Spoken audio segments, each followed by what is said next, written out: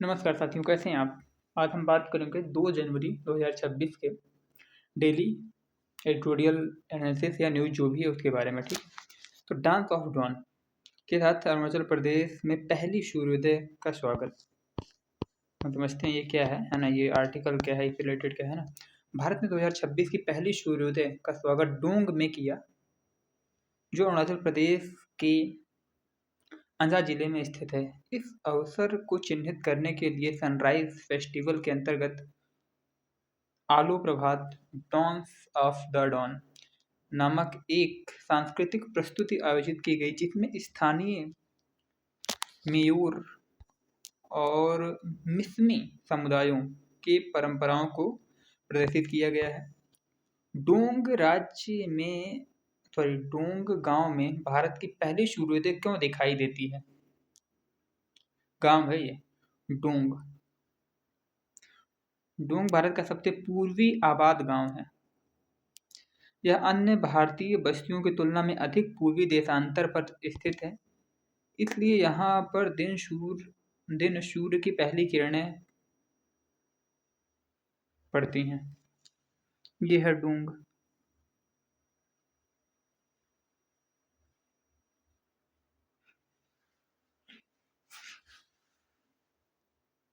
ठीक है। सांस्कृतिक महत्व। आलो प्रभात डांस ऑफ द डॉन। यह क्या है? यह एक कलात्मक कथात्मक प्रस्तुति है जिसे प्रस्तुत किया गया मचोचर मंत्रोच्चर गीत और मंत्रोच्चार गीत स्वदेशी लयों के माध्यम से। इसे किसने प्रस्तुत किया? स्वदेशी जनजातियां मेयूर और मिसमी। याद रखिएगा, मेयूर और मिसमी क्या है? ये स्वदेशी जनजाति है। कहाँ से संबंधित है? तो ये अरुणाचल प्रदेश की से संबंधित है। ठीक है। यह क्या दर्शाता है? प्रकृति, सूर्योदय और जनजातीय जीवन के बीच सामंजस्य, पूर्वी हिमालयी जनजातियों की मौखिक परंपराएं और आध्यात्मिक विश्व दृष्टि को दिखाता है। कितना अच्छा है, खूबसूरत। देखो Kiribati Kiribati see the world's first sunrise. A Pacific island nation is the first country to witness each new day due to its position near the international deadline, making it globally unique and time zone special. Sunrise festival उद्देश्य और महत्व। आयोजनकर्ता अरुणाचल प्रदेश पर्यटन विभाग। उद्देश्य सीमावर्ती और eco tourism को बढ़ावा देना, जनजातीय संस्कृति को उजागर करना, दूरस्थ क्षेत्रों को राष्ट्रीय सांस्कृतिक कथा से जोड़ना। अवधि 29 दिसंबर से प्रारंभ, 3 जनवरी को समापन। यूपीएससी शासन एवं विकास दृष्टिकोण। सांस्कृतिक पर्यटन का उपयोग निम्न के लिए किया जाता है: क्षेत्रीय विकास, रोजगार सृजन, सीमावर्ती क्षेत्रों का सौम्य एकीकरण। ये है अरुणाचल प्रदेश है ना, अरुणाचल प्रदेश की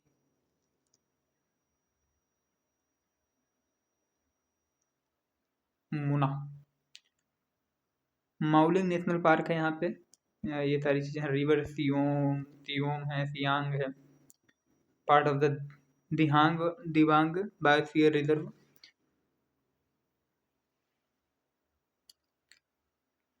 कई सारी चीजें हैं इसमें, है ना। आगे देखते हैं। रणनीतिक और राष्ट्रीय महत्व। डोंग भारत चीन सीमा के निकट स्थित है। यहाँ आबादी और पर्यटन को बढ़ावा देने से सुदृढ़ होते हैं। क्या? सीमावर्ती क्षेत्र विकास, सीमांत क्षेत्रों में मानव उपस्थिति। यह भारत की व्यापक सीमा अवसंरचना और जन केंद्रित विकास रणनीति के अनुरूप है। संवैधानिक और सांस्कृतिक दृष्टिकोण। जनजातीय संस्कृति का संरक्षण निम्न से मेल खाता है। अनुच्छेद 29 सांस्कृतिक अधिकारों का संरक्षण। 5वीं और 6ठी अनुसूची की भावना, विविधता में एकता। रिवीजन करने के लिए हम डोंग गांव भारत का सबसे पूर्वी आबाद गांव है। भारत की पहली सूर्योदय डोंग किस जिले में है? ये अंगा जिले में है। अंजा। राज्य अरुणाचल प्रदेश। उत्सव सनराइज फेस्टिवल। ऐसे भी आ सकता है सनराइज फेस्टिवल हाल में ही चर्चा में था, किस राज्य से संबंधित है, तो अरुणाचल प्रदेश। प्रस्तुति ओलो प्रभात डांस ऑफ द डॉन। समुदाय मयूर और मिसमी जनजातियां। थीम प्रकृति प्रभात स्वदेशी संस्कृति। प्राचीन मराठी साहित्य बताता है कि सवाना बिगड़े हुए वन नहीं हैं। Ancient Marathi literature reveals savannas are not degraded forest. Hindi इतनी बेतुका करते हैं ना ये लोग, देखिए इसका जो ट्रांसलेट किए हैं, ancient Marathi literature literature reveals savannas are not degraded forest. अध्ययन का मूल विचार क्या है या समाचार क्या है? यह अध्ययन तर्क देता है कि पश्चिमी महाराष्ट्र के सवाना प्राचीन प्राकृतिक पारितंत्र है और ये वनों की कटाई या औपनिवेशिक शोषण से बने बिगड़े हुए वन नहीं हैं। मध्यकालीन मराठी साहित्य और मौखिक परंपराओं के विश्लेषण से शोधकर्ता यह दिखाते हैं कि खुले छत्र ओपन कैनोपीज वाले पेड़ घास के परिदृश्य कम से कम 750 वर्षों से लगातार मौजूद रहे हैं। यह भारत की संरक्षण नीति में प्रचलित उस धारणा को चुनौती देता है जिसमें घास भूमि और सवानों को बिगड़े हुए वन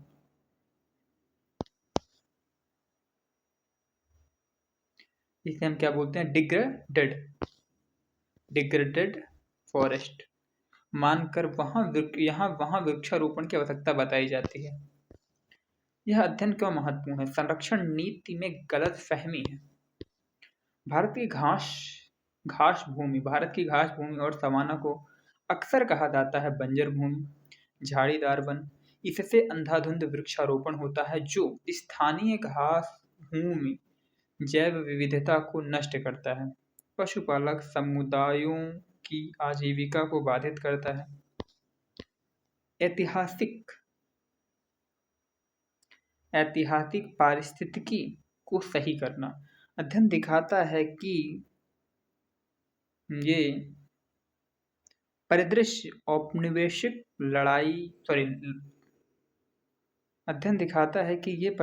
औपनिवेशिक लकड़ी कटाई से बहुत पहले मौजूद थे, इसलिए प्राथमिक पारितंत्र है, न कि द्वितीयक या बिगड़े हुए।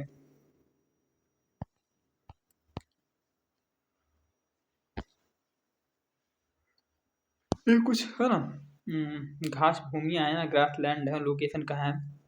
प्रेरीज के मैदान नॉर्थ अमेरिका में है, पैम्पास साउथ अमेरिका में, अर्जेंटीना, उरुग्वे ब्राज़ील में, डाउन्स ऑस्ट्रेलिया में, सावानास सेंट्रल अफ्रीका में, कैंपोज ब्राज़ील में, puszta Hungary and its surrounding region में, belt Southern Africa, South Africa है ना, Lesotho, Zimbabwe, Botswana, steppes European Russia, Siberia and Asian Russia, Manchurian Mongolia और China. Manchurian एक savanna grassland है भाई। और कैंटरबरी न्यूजीलैंड, लानोस है ना, कोलंबिया एंड वेनेजुएला। अध्ययन में प्रयुक्त स्रोत साक्ष्य कैसे तैयार किया गया? साहित्यिक और मौखिक स्रोत। शोधकर्ताओं ने 28 भू संदर्भित अंशों का विश्लेषण किया है जो लिए गए थे। जीवनियों, संत चरित्र, हैगियोग्राफी को संत चरित्र बोलते हैं, मिथक, कथात्मक कविताएं, प्रस्तुतियां। समय अवधि 13वीं से 20वीं सदी ईस्वी। क्षेत्र अहिल्यानगर, पुणे, सतारा, शोलापुर, सांगली, नासिक। ग्रंथों से वनस्पति संबंधी साक्ष्य। ग्रंथों में बार बार जिन पौधों का उल्लेख है वे सवाना की विशिष्ट प्रजातियां हैं जैसे हिवरा, खैर, बामुआ, पलाश या पासा और पवन्या जैसी घास। ये सारी चीजें घास है, याद रखिएगा। हिवरा है, खैर है, ये सारी चीजें, ये क्वेश्चन तो बन सकते हैं। निष्कर्ष 62 पौधों की प्रजातियां पहचानी गई, 44 जंगली प्रजातियां, 27 सवाना सूचक हैं, 14 सामान्य प्रजातियां हैं, केवल 3 वन सूचक प्रजातियां। यह खुले छत्र वाले सवाना के ऐतिहासिक प्रभुत्व की मजबूत पुष्टि करता है। ऐतिहासिक शब्दावली की व्याख्या अध्ययन आधुनिक शब्दार्थ की गलत व्याख्या से बचता है। शब्द वन या वन, जागल, अनूप, जंगली, पारंपरिक शब्द है ना, जंगली, गैर आबाद भूमि, घास भूमि, झाड़ी भूमि, सवाना। अनूप आर्द्र दलदली क्षेत्र और घने छत्र वाले वन। औपनिवेशिक काल में वन को घने जंगल के रूप में समझ लिया गया, जिससे नीतिगत त्रुटियां हुई। सवाना पारिस्थितिकी का समर्थन करने वाले सांस्कृतिक वर्णन। आदि पर्व में वर्णन है कि बारामती के पास ग्वाले बसे क्योंकि वहां घास उपलब्ध थी, नीरा नदी से पानी मिलता था, जबकि भूमि कांटेदार पेड़ों से भरी थी। सिंगड़ापुर और वीर की स्थापना कथाएं सवाना वृक्षों को पवित्र संकेतों से जोड़ती हैं। ध्यानगर पशुपालक ओबी में उल्लेख है, झाड़ीदार जंगल, भयावह वन, जिनका अर्थ वास्तव में सवाना झाड़ी भूमि है, न कि वर्षा वन। यह सवाना और पशुपालक संस्कृति के गहरे संबंध को दर्शाता है। महाराष्ट्र में सवाना के प्रकार। पारिस्थितिकी दृष्टिकोण अध्ययन 2 प्राकृतिक सवाना प्रकार पहचानता है। पहला सूक्ष्म पत्ती सवाना, शुष्क क्षेत्र, चौड़ी पत्ती सवाना। दोनों 700 से 1000 मिलीमीटर वर्षा पट्टी के सह अस्तित्व रखते हैं या में सह अस्तित्व रखते हैं। सवाना प्रजातियों के है ये, यानी 70 से 100 सेंटीमीटर, याद रखिएगा। सवाना प्रजातियों के अनुकूलन। ग्रंथों में वर्णित पौधों में सवाना के विशिष्ट अनुकूलन पाए जाते हैं। मोटी छाल, कांटे, क्लोनल वृद्धि, दोबारा उगने की क्षमता, ये अनुकूलन उत्पन्न हुए हैं। बार बार लगने वाली आग, चराई, शाकाहारी जीवों द्वारा पत्तियां खाने के कारण। अन्य सहायक साक्ष्य त्रिकोणीय तर्क को मजबूत करने के लिए अध्ययन 11 अतिरिक्त साक्ष्य स्रोतों का उपयोग करता है, जिसमें शामिल है खुलेदार पठारों की पुरानी पेंटिस्ट और फोटोग्राफ, चारागाह और घास के मैदान पर औपनिवेशिक अभिलेख, शिकार अभिलेख और पक्षी सूचियां जिनमें सवाना प्रजातियां प्रमुख हैं। मवेशी लूट को दर्शाने वाले वीर स्तंभ, काले हिरतन के आकृतियों वाली ताम्र पाषाण कालीन मिट्टी की वस्तुएं, चरने वाले पशुओं के जीवाश्म अवशेष। यह दर्शाता है कि सवाना ऐतिहासिक और प्रागैतिहासिक काल में मौजूद रहे हैं। त्वरित रिवीजन पॉइंट। पश्चिम महाराष्ट्र के सवाना प्राचीन प्राकृतिक पारितंत्र हैं, लगभग 750 वर्षों से विद्यमान है। प्रमाण मध्यकालीन मराठी साहित्य, खुले छत्र वाले पेड़, घास परिदृश्य प्रमुख। ग्रंथों में केवल 3 वन प्रजातियां, वन जो है वो घना जंगल का प्रतीक नहीं माना जाता रहा है। 2 प्रकार, सूक्ष्म पत्ती और चौड़ी पत्ती सवाना, आग और चराई के अनुकूल। नीतिगल फूल सवाना को बिगड़े हुए वन मानना। भारत पाकिस्तान द्वारा परमाणु प्रतिष्ठानों और कैदियों की सूचियों का आदान प्रदान। इंडिया पाक exchange list of prisoners and nuclear installations. Continuing and over 3 decade practice, India and Pakistan on Thursday exchanged a list of their nuclear installation under a bilateral pact that prohibited the two sides from attaching, attacking each other's atomic facilities. The exchange of the list came even as the tie between the two countries remains under deep freeze following 4 days military hostilities last May. The two countries also exchanged a list of prisoners under the Consular Access Agreement. Pakistan and India exchanged the list of their respective nuclear installations. Pursuant, the, pursuant to the agreement on prohibition of attack against nuclear installations and facilities between Pakistan and India signed on 31st December 1988, Foreign Office spokesman Tahir Andrabi said at a press briefing. He said that the list of nuclear installations and facilities was handed over to the representatives of the Indian High Commissions in the Foreign Office.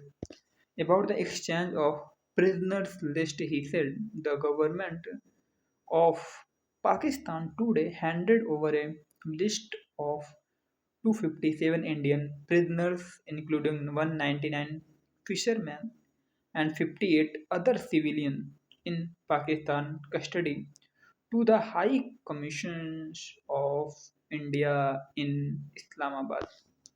यह समाचार क्या है? भारत और पाकिस्तान ने परमाणु प्रतिष्ठानों और सुविधाओं की सूचियों का आदान प्रदान किया है। यह एक ऐसी परंपरा है जो 30 वर्षों से अधिक समय से जारी है, भले ही दोनों देशों के द्विपक्षीय संबंध तनावपूर्ण रहे हों। दोनों देशों ने एक मौजूदा दूतावासीय कॉन्सुलर पहुंच ढांचे के तहत कैदियों की सूचियों का भी आदान प्रदान किया। Nuclear policy differences between India and Pakistan.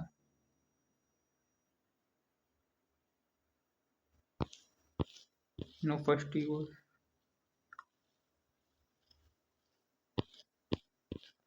कानूनी आधार परमाणु सूचियों का आदान प्रदान क्यों किया जाता है? परमाणु प्रतिष्ठानों और सुविधाओं पर हमलों के निषेध का समझौता।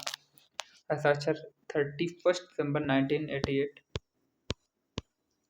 प्रभावी 1991, 88 और 91। ठीक है।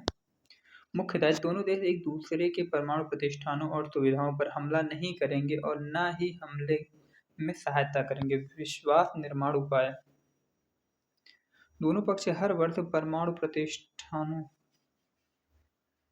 की सूची का आदान प्रदान करते हैं। परंपरागत रूप से 1 जनवरी को परमाणु सूचियों का आदान प्रदान का महत्व गलत आकलन को रोकता है। संरक्षित स्थलों की स्पष्टता से आकस्मिक और जानबूझकर निशाना बनाने से बचाव होता है। निरंतरता का संकेत, कूटनीतिक ठहराव या सैन्य तनाव के बावजूद संधि दायित्व का पालन जारी रहता है। निरोध, स्थिरता को समर्थन, संकट के समय तनाव बढ़ने के जोखिम को कम करता है। मुख्य अवधारणा, संस्थागत सीबीएम के माध्यम से रणनीतिक संयम। कैदियों की सूचियों का आदान प्रदान, इसका क्या अर्थ है? कॉन्सुलर पहुंच और मानवीय पक्ष, द्विपक्षीय कॉन्सुलर व्यवस्थाओं के तहत दोनों पक्ष समय समय पर हिरासत में मौजूद अपने नागरिकों की सूचियां साझा करते हैं। पाकिस्तान ने 257 भारतीय कैदियों की सूची सौंपी, जिसमें शामिल हुए 199 मछुआरे, 58 अन्य नागरिक।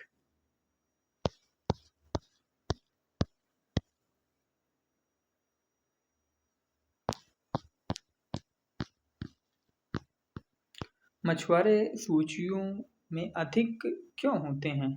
अरब सागर में समुद्री सीमाएं स्पष्ट न होना, निम्न कारणों से अनजाने में सीमा पार हो जाना, मौसम, छोटी मछली पकड़ने वाली नौकाओं की नेविगेशन सीमाएं होती हैं, काउंसलर पहुंच और बंदियों के साथ मानवीय व्यवहार, अंतर्राष्ट्रीय दायित्व और मानवीय मुद्दे। WHO hold nuclear power in India. ये देख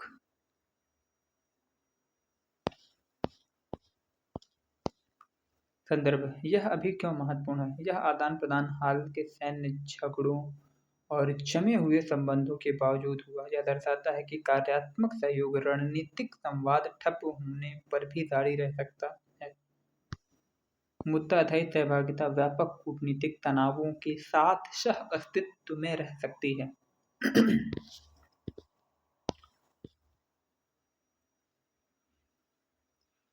2003 में 164 न्यूक्लियर वेपन्स थे इंडिया के पास और पाकिस्तान न्यूक्लियर वेपन कितने थे? 170 न्यूक्लियर वेपन थे। आज 2024 में इंडिया के पास 172 हैं और पाकिस्तान के पास 170 न्यूक्लियर वेपन हैं।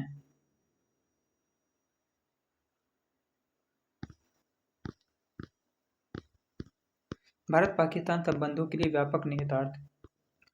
आर्म्स कंट्रोल लाइट, हल्का शस्त्र नियंत्रण, पूर्ण शस्त्र नियंत्रण संधि न होने पर भी यह समझौता जोखिम में कमी लाता है, विश्वास की कमी बनी रहती है।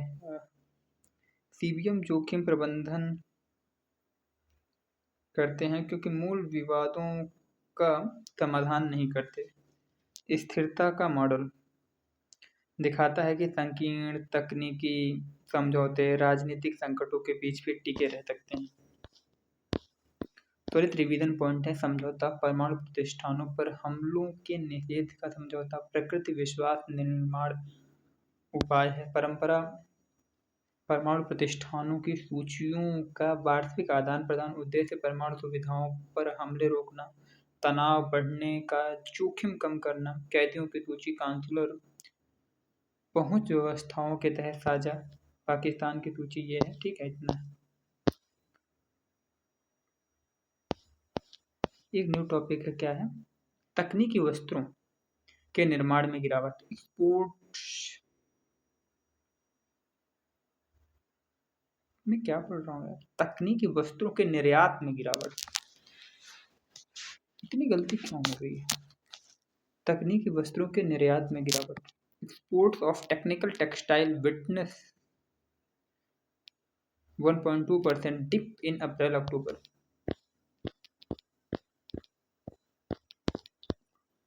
भारत के तकनीकी वस्त्रों के निर्यात में अप्रैल से अक्टूबर 2025 के मध्य 1.2% की गिरावट दर्ज की गई, जब इसकी तुलना 2024 की समान अवधि से की गई। इसका मुख्य कारण संयुक्त राज्य अमेरिका द्वारा लगाए गए टैरिफ हैं, जो इन उत्पादों का भारत का सबसे बड़ा निर्यात गंतव्य है। निर्यात मूल्य $1.95 बिलियन अप्रैल से अक्टूबर 2025 और 1.97 बिलियन अप्रैल से अक्टूबर 2024 में रहा है।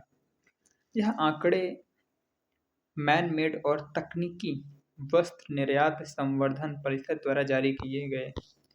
तकनीकी वस्त्रों को समझना। तकनीकी वस्त्र क्या होते हैं? तकनीकी वस्त्र वे कार्यात्मक वस्त्र होते हैं जिन्हें दिखावट के बजाय उपयोगिता और प्रदर्शन के लिए बनाया जाता है। उदाहरण जियो टेक्सटाइल, अवसंरचना, सड़कें, तटबंध।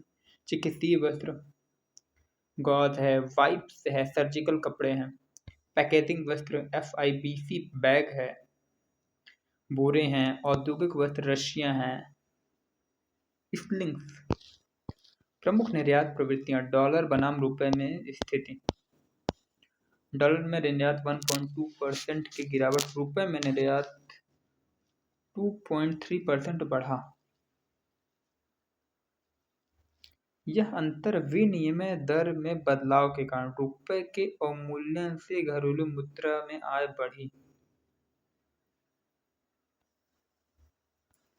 मासिक प्रवृत्ति अप्रैल से सितंबर 2025 महीना दर महीना वृद्धि, अक्टूबर 2025 इतना मिलियन, जबकि अक्टूबर 2024 इतना मिलियन। यह अक्टूबर में तीव्र गिरावट को दर्शाता है जो व्यापार व्यवधानों से जुड़ी है। 12 सेगमेंट्स ऑफ टेक्निकल टेक्सटाइल हैं।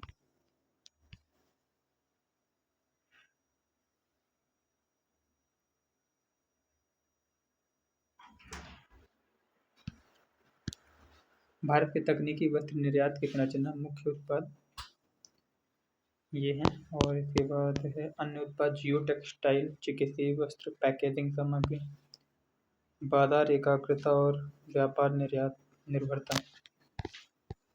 प्रमुख निर्यात गंतव्य संयुक्त राज्य America 25.9%, Germany 6%, United Kingdom 5%। Major concern क्या है? अमेरिका को निर्यात में 15% की वार्षिक गिरावट अप्रैल से अक्टूबर के बीच में।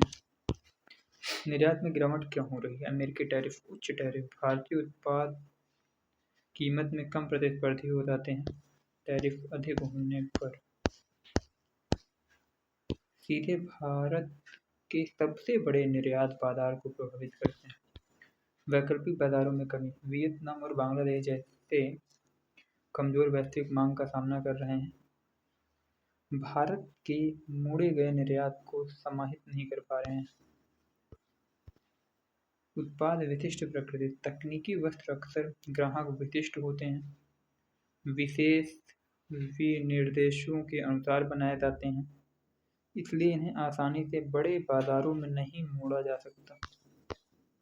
भविष्य की स्थिति एवं चिंताएं क्या हैं? यदि टैरिफ समस्या बनी रहती है तो निर्यात पर गंभीर असर पड़ सकता है। आवश्यकता है बाजार विविधीकरण, व्यापार वार्ताएं, घरेलू मांग को सुदृढ़ करना।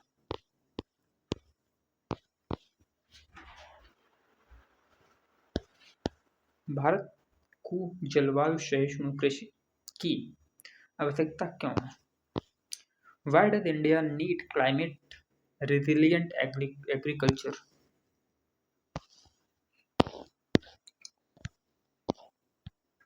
मूल मुद्दा, यह विषय क्यों महत्वपूर्ण है? भारत की कृषि आज 3 समानांतर दबावों का सामना कर रही है। क्या क्या कारण है या भारत की कृषि से संबंधित क्या क्या दुविधाएं सामने नजर आ रही हैं, चैलेंजेस क्या हैं?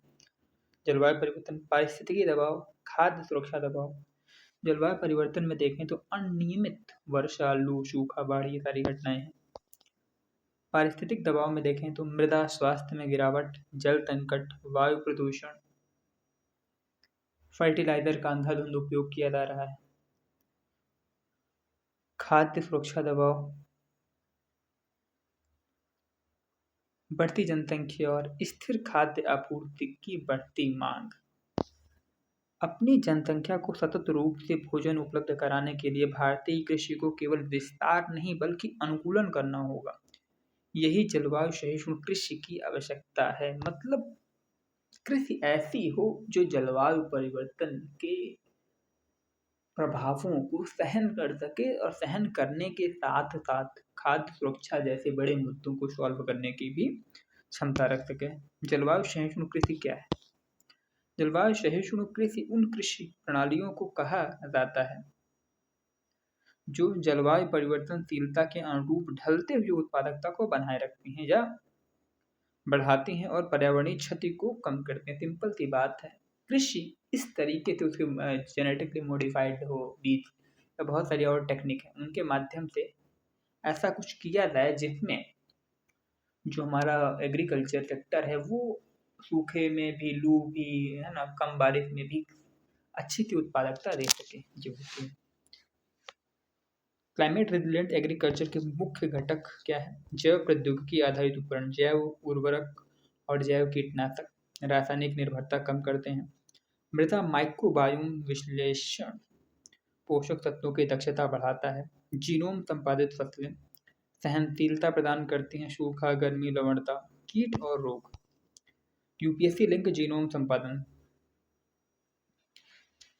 यह अधिक सटीक, तेज और जलवायु केंद्रित है। दूसरा है डिजिटल और एआई आधारित उपकरण। एआई आधारित विश्लेषण निम्न को जोड़ते हैं: मौसम डेटा, मृदा डेटा, फसल स्वास्थ्य संकेतक, स्थान विशिष्ट सलाह तैयार करते हैं, सक्षम बनाते हैं सटीक सिंचाई, उपज का पूर्वानुमान, कीट और राग चेतावनियां। सटीक डिजिटल सार्वजनिक वस्तुएं, कृषि में एआई। भारत को विशेष रूप से सीआरए की आवश्यकता क्यों है? वर्षा आश्रित कृषि पर उच्च निर्भरता। कुल बोए गए क्षेत्र का 51% वर्षा आश्रित है। इससे भारत के लगभग 40% मतलब भारत का जो उत्पादन होता है 40% वो वर्षा आधारित है, मौसम आधारित है, मानसून आधारित है। अत्यधिक संवेदनशील, मानसून विफलता हो सकती है, जलवायु परिवर्तन के प्रति है ना असुविधा हो सकते हैं। जलवायु झटके सीधे खाद्य सुरक्षा और किसानों की आय को प्रभावित करते हैं। पारंपरिक कृषि की सीमाएं क्या हैं? रासायनिक इनपुट्स का अत्यधिक उपयोग, मृदा क्षरण हुआ है, जो हमारे हरित क्रांति थी उसमें हमने इतना अंधाधुंध तरीके से उर्वरकों का प्रयोग किया है, कोई लॉजिक तरीके से उसमें हमने उपयोग नहीं किया और आज उसका देखने को मिल रहा है हमें दुष्प्रभाव। वाटर लेवल बहुत नीचे चला गया है, जो जल है उसमें बहुत सारे पोषक तत्व ऐसे हैं जो कैंसर जनित हैं और बहुत सारी बीमारियों को जन्म दे रहे हैं। अधिक जल खपत, भूजल ह्रास हो रहा है, चरम मौसम के प्रति कम सहनशील। केवल पारंपरिक तरीके भविष्य के जलवायु दबाव को सहन नहीं कर सकते हैं। हमें जेनेटिकली मॉडिफाइड की ओर जाना पड़ेगा, हमें एआई का प्रयोग करना पड़ेगा, हमें टेक्नोलॉजी का प्रयोग हमें नैनो टेक्नोलॉजी का प्रयोग करना पड़ेगा, जैसे जो नैनो यूरिया है, इस तरीके से। क्लाइमेट रेजिलियंट एग्रीकल्चर का दोहरा लक्ष्य है। सीआरए एक साथ उत्पादकता बढ़ाता है, पर्यावरणीय स्वास्थ्य की रक्षा करता है, यह सतत विकास लक्ष्यों के अनुरूप है। आज कहाँ खड़ा है भारत?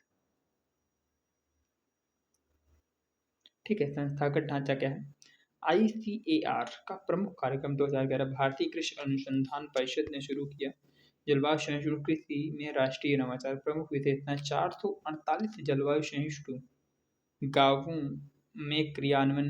निम्न का प्रदर्शन किया गया: धान को सघन खेती प्रणाली, एरोबिक धान, प्रत्यक्ष बोया गया धान, शून्य जुताई गेहूं। जलवायु सहिष्णु फसल किस्में, खेत स्तर पर फसल अवशेष प्रबंधन, फोकस स्थान विशिष्ट अनुकूलन, न कि एक जैसा समाधान। Step taken for climate resilient farming.